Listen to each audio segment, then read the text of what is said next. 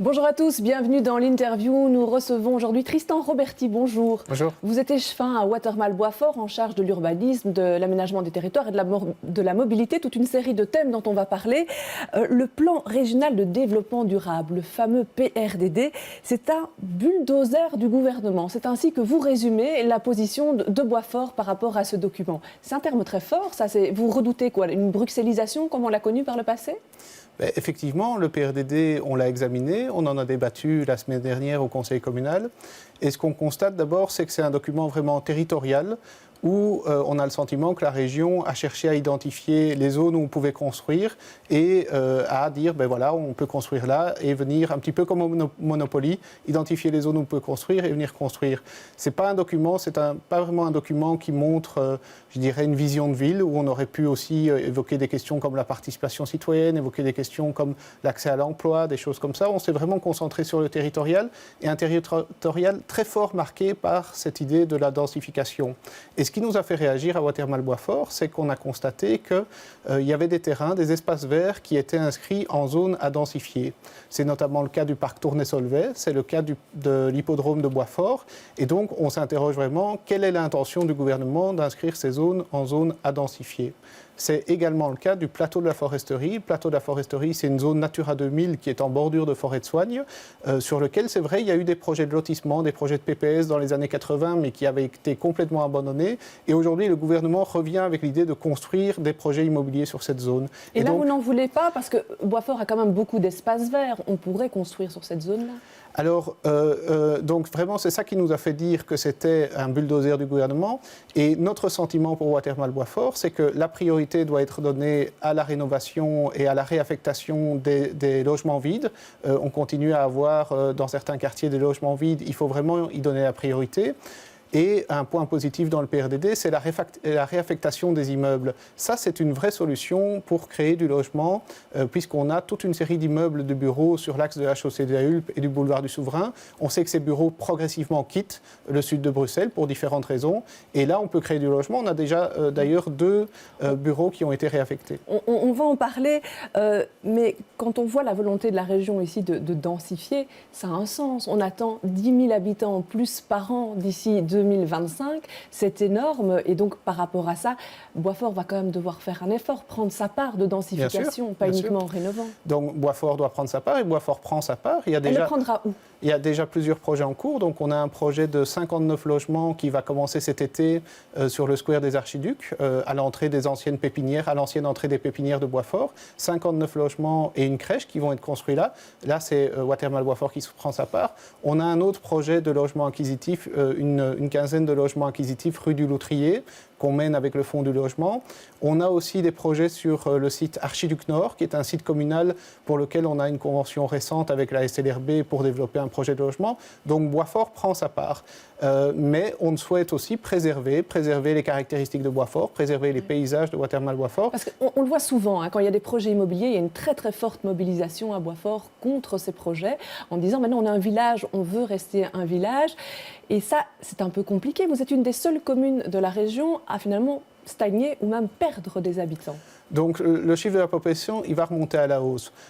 L'effet des projets publics dont je vous parlais, autour du square des Archiducs qui se développe, l'effet de l'église Saint-Hubert qui va être réaffectée. Mais vous n'êtes quand même pas dans la tendance des autres, même non, s'il y a des projets ponctuels. On n'est effectivement pas dans la tendance des autres, pour une raison probablement simple. C'est vrai que Watermal-Boisfort a peu développé des projets de logement depuis une trentaine d'années et a cherché à préserver ses caractéristiques. Et donc c'est dans cette logique-là qu'on reste, accueillir de nouveaux logements, mais sans détruire des espaces verts et en conservant voilà ce qui fait le charme de notre commune. Quand on regarde la carte, on va la regarder, la carte du PRDD sur Delta, sur Boisfort, on voit qu'il y a une densification du site Delta et puis que le boulevard du Souverain est prévu pour accueillir une série de tours iconiques. C'est comme ça que c'est présenté. Et vous répondez, ça ne cadre pas avec l'urbanisme du Sud, ça veut dire non à toute nouvelle tour. Mais d'abord, il faut dire que les choses sont très peu précises dans le PRDD. On n'identifie pas très bien où le gouvernement envisage de placer ces tours iconiques. Non, il dit que ce sera le long du boulevard. Le long du boulevard du Souverain. Le boulevard du Souverain, il est construit. Les immeubles de bureaux sont construits, ils sont là. Et sinon, le long du boulevard du Souverain, ce sont des parcs. Donc moi, à Watermal-Boisfort, on n'a pas bien compris quelle était l'intention du gouvernement. On a un endroit où on pourrait imaginer un immeuble un petit peu haut, c'est à la gare de Boisfort, sur le parking de l'actuelle gare de Boisfort, qui est un parking en gravier qui n'a aucun intérêt écologique, aucun intérêt paysager, rien. Là, on pourrait imaginer quelque chose. Mais ça, ce n'est pas précisé. Et là, vous pourriez soutenir une tour ? Une tour, il faut quand même que ça reste raisonnable, parce que dans le PRDD, on parle de tours jusqu'à une vingtaine d'étages. Ça me paraît très haut malgré tout, parce qu'on ne retrouve pas, il faut rester dans quelque chose de raisonnable, parce qu'une tour, ça veut dire autant de logements qui vont avec, et ça veut dire autant d'impact au sol avec, en matière de mobilité, en matière d'équipement, en matière d'école, de crèche, donc il faut pouvoir soutenir tout ça. Alors, on parle de bâtiment AXA, hein, on va en voir quelques images. C'est un bâtiment très, très atypique, hein, qui ne cadre pas trop, d'ailleurs, avec le reste du bâti de la commune. Pourtant, la commune veut le préserver. Vous aviez fait une demande d'inscription sur la liste de sauvegarde. Qu'est-ce qu'il en est ? Pas de nouvelles. Pas de nouvelles de la région. Pas de nouvelles, donc ça fait à peu près 3 mois qu'on a transmis ce dossier à la région. Pourquoi est-ce qu'on a fait ça ? Parce qu'on veut préserver ce bâtiment. Ce bâtiment, il marque une certaine époque. Il marque l'époque où des grandes entreprises cherchaient à avoir des sièges sociaux de standing. Et c'est vraiment un bâtiment qui a des qualités architecturales particulières. Il peut être réaffecté, il peut être maintenu en bureau, on pourrait le transformer dans d'autres fonctions, mais on veut vraiment le préserver. Vous savez qu'il y a un risque qu'un État étranger... L'ambassade américaine le convoite. L'ambassade des États-Unis.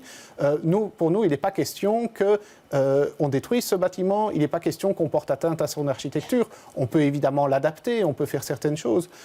Et donc, c'est pour ça qu'on a demandé son inscription à la liste de sauvegarde pour le préserver. On reste depuis 3 mois sans nouvelles du gouvernement sur ce point. Et des nouvelles sur l'avancement du projet, justement, d'ambassade, vous en avez ? Très peu, très peu. Ce qu'on sait, c'est qu'il y a un accord entre le propriétaire, qui est la société Cofinimo, et l'État étranger en question, les États-Unis, pour qu'une fois que AXA va quitter son siège cet été, les États-Unis puissent avoir accès au lieu et puissent étudier leur implantation sur le site. Et c'est seulement après que les États-Unis confirmeront ou pas leur intérêt pour ce site. Alors, AXA va se vider cet été. CBR aussi va quitter son bâtiment. Là, on en voit aussi quelques images et cherche à le vendre. Donc ça fait quand même 2 grands immeubles qui ont un intérêt patrimonial, qui cherchent un nouvel occupant. C'est problématique dans votre commune ? C'est pas forcément problématique. On a 2 immeubles, on en a d'autres sur cet axe du boulevard du Souverain et la chaussée des Hulbes. C'est la fin d'une époque, c'est la fin d'une certaine époque de grands immeubles de bureaux qui quittent progressivement le sud de Bruxelles. Et faisons de ça un atout. On a déjà réaffecté d'autres immeubles de bureaux et je suis sûr qu'il y a des projets possibles pour CBR et pour AXA, tout en tenant compte leur aspect architectural intéressant. Voilà, mais pour CBR, il y a notamment une problématique qui se pose, c'est la quantité de places de parking. On sait qu'il y a le COBRAS, le code bruxellois Air, Climat, Maîtrise, Énergie, qui impose une réduction du nombre d'emplacements de parking. Ça, c'est une difficulté, notamment, qui pousse CBR à partir à l'extérieur de la région. Ce n'est pas la seule, mais c'est une difficulté. Très sincèrement, je ne crois pas que ce soit ça qui ait poussé CBR à quitter la région. C'est un des arguments.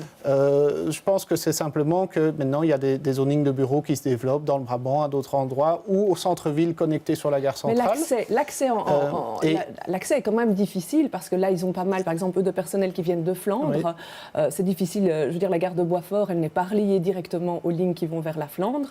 Et donc, la voiture est un peu le seul moyen pour ce personnel. Je pense que ce qui est difficile, c'est que le ring est embouteillé tous les matins, et les voiries pénétrantes du ring qui rentrent dans le sud de Bruxelles, que ce soit l'avenue de Tervuren, que ce soit le viaduc, que ce soit l'avenue de la Foresterie, sont bouchés les matins. Et je pense que les employés sont un peu fatigués de devoir être dans les bouchons tous les matins. Et effectivement, comme vous le dites, les connexions en train ne sont pas idéales dans ce coin-là. Donc pour vous, ces entreprises sont vouées à quitter pas forcément toutes, mais il y a un phénomène de départ qu'on constate ces dernières années.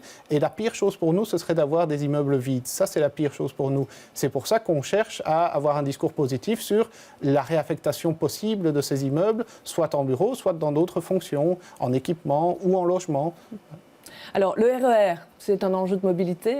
Cette fois-ci, on nous annonce pour 2022, il y aura un train tous les quarts d'heure sur la ligne qui va de Bruxelles vers Namur. C'est le ministre qui le disait le week-end dernier. C'est une bonne nouvelle, ça ? Mais en termes de RER, des annonces, on en entend beaucoup. Mais nous, on voudrait voir des faits sur le terrain. Parce que des effets d'annonce en matière de RER, je pense que ça fait une quinzaine d'années qu'il y en a, où on cite des dates, où ce sera terminé, où on cite des dates.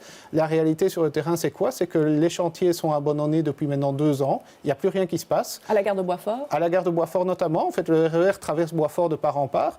Et à la gare de Boisfort, on a des vraies difficultés. Cette gare, elle est lugubre, elle est sinistre actuellement. Il y fait froid, elle est mal éclairée.